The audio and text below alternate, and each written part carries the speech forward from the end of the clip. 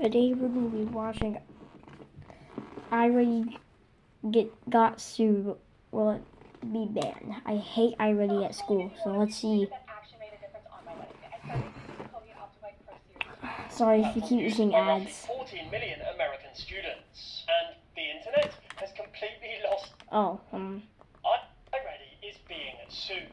On December 22nd, 2025, a federal class action lawsuit was filed in Boston against Curriculum Associates, the company behind iReady, the adaptive learning platform used by roughly 14 million American students. And the internet has completely lost its mind. They're not ready for this lawsuit.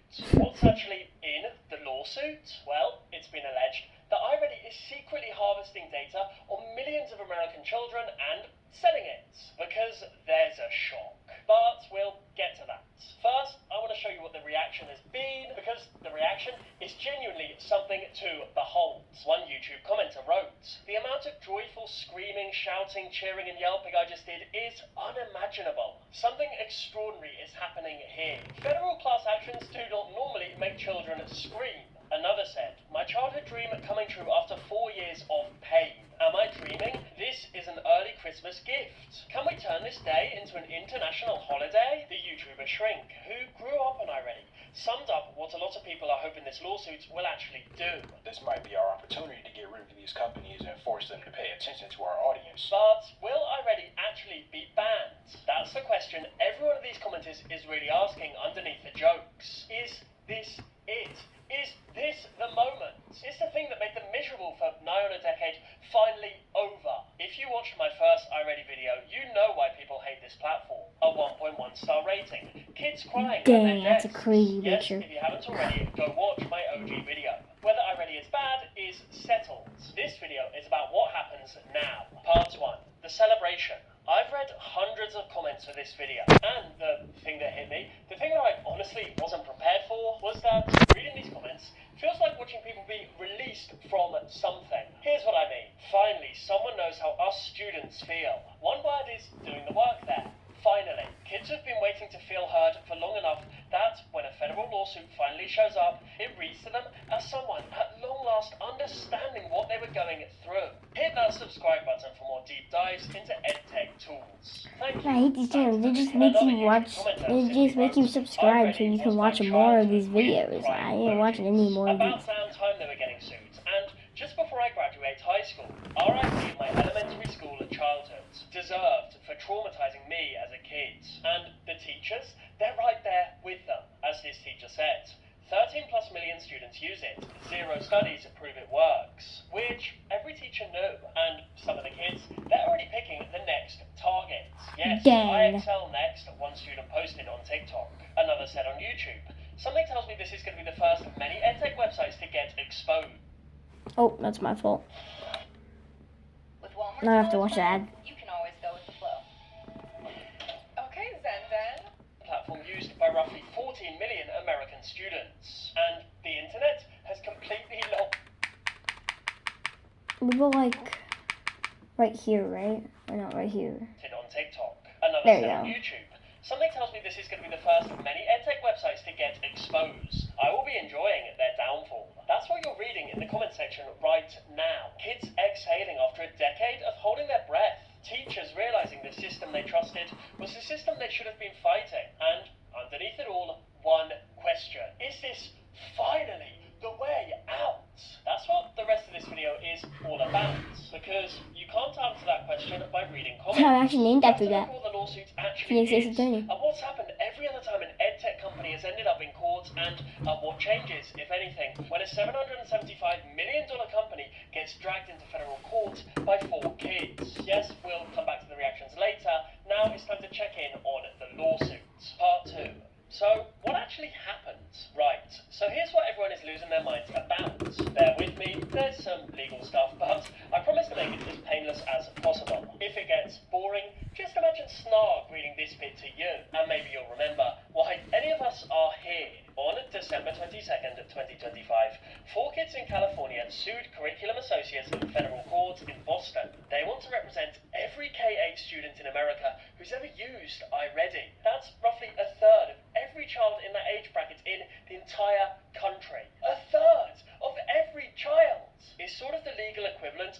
sue on behalf of Ohio. The lawyers behind this lawsuit are the EdTech Law Center in Austin, Texas. And this is the bit that's genuinely impressive. The same firm is suing IXL, PowerSchool, Canvas, and Google Chromebooks. They have sat down, looked at the American EdTech sector and said, right, we're going to take every single one of these into a courtroom, one by one, until something breaks. And iReady just happens to be the biggest one on the list. The allegation is that iReady harvests student names, ID numbers, IP addresses, and real-time behavioral data, and quietly funnels it to advertising and consumer data companies. The complaints calls them highly intimate academic and psychological profiles of children. And in the unheard investigation published in February 2026, researcher Lisa Lavasseur of Internet Safety Labs compared Curriculum Associates' tactics to, direct quote, the product safety resistance playbook which the tobacco industry pioneered back in 1953. These are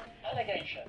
I need to say that bit clearly because, you know, I quite like to keep my YouTube channel. Curriculum Associates denies everything. Their motion to dismiss, a real legal document filed with a real federal court by real lawyers paid real money to write things, describes the lawsuit as an ideologically motivated crusade. So, a $775 million company being sued by 4 kids is describing those 4 kids as ideologically motivated crusaders. The image that conjures is 4 7-year-olds in full chainmail and tabards, galloping towards the Curriculum Associates HQ on tiny horses, while the corporate lawyers hide under the conference table shouting, "The Crusaders are here! The Crusaders are here! Save the dashboards!"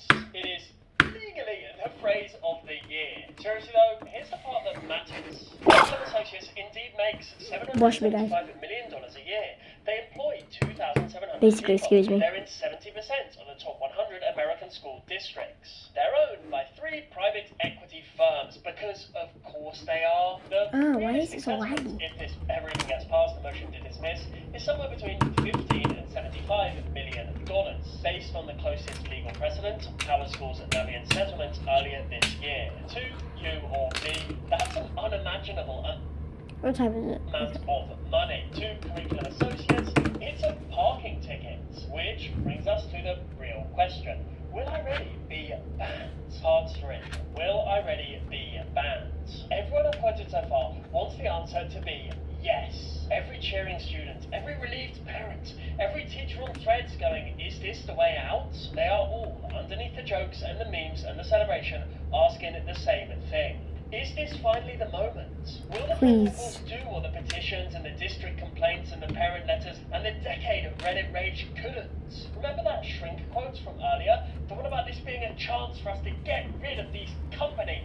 Well, he followed it with the second line. That's been Please sitting in say the back yes. of my head ever since I heard it. This might be our opportunity to get rid of these companies and force them to pay attention to our audience. Or it might just be a pebble in an ocean too deep for us to escape. To work out which one it's going to be, you have to look what's happened every time an EdTech company has actually ended up in courts. The legal history of EdTech is a cursed little thing, and every time it's ended up in court, the result has been the same. Illuminate Education had a confirmed data breach that exposed 10 million students' records. Because, and I'm not making this up, they were storing passwords in plain text. In 2022, for those of you lucky enough to have never worked in IT, that's the digital equivalent of writing your bank PIN on the back of your bank card in permanent marker. The FTC went after them. They settled for $1.5 million, got acquired and kept operating. PowerSchool had a breach affecting 62 million students in late 2024. They paid the ransom to the hackers. The hackers came back and re-extorted them. Texas sued.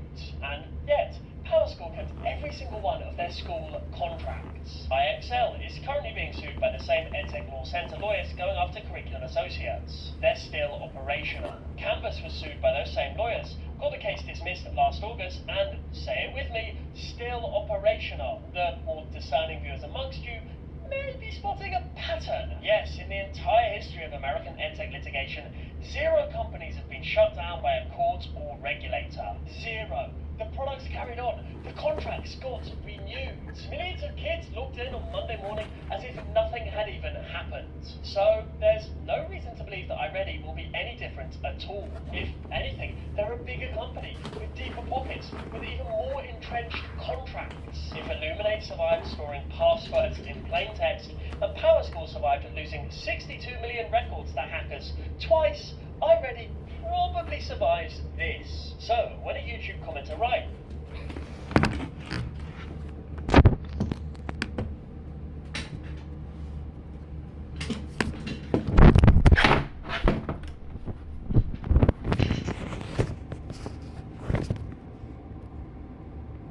I ain't dealing with this anymore.